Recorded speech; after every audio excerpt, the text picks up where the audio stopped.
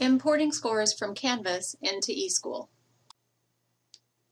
You begin in your Canvas gradebook looking at your scores. Here I am viewing all sections at the same time. I click Actions, Export. It is exporting it to the location where my downloads are stored.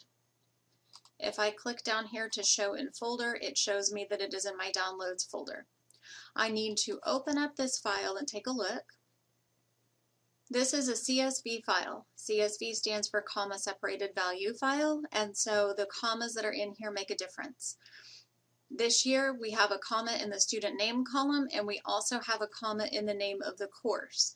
So I do want to keep the student names just for myself so I can compare and make sure scores got brought in correctly. So I'm going to leave that, and I'm going to keep in mind the comma is going to mean that this is counted as two columns.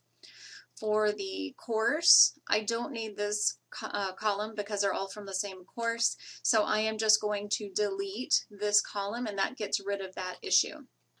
I need to also pay attention to the student ID column.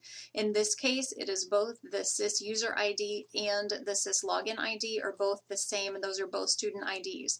So column A counts as two columns, so that's two columns, then 3, 4, and 5 are where the ID numbers are. So columns 4 and 5 are where the IDs are again. And then I need to know this score, or this column over here, where my test score is coming from. So A in this case counts as 2 because it has a comma in it. 2, 3, 4, 5, 6, 7, 8, 9, 10, 11, 12 is where my scores are.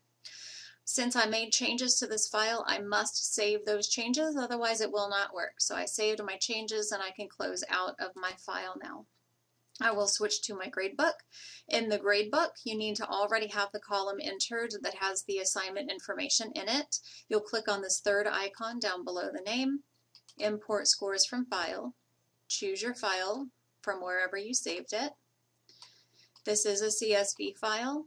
And my student ID numbers, remember, were in columns 4 and 5, so I can use either one of those. And then my scores were in column 12. This does have a header row, and I can import. It brought in the scores for all of my students. Make sure that you fully publish so that the students can see the assignment and their score, and you're done.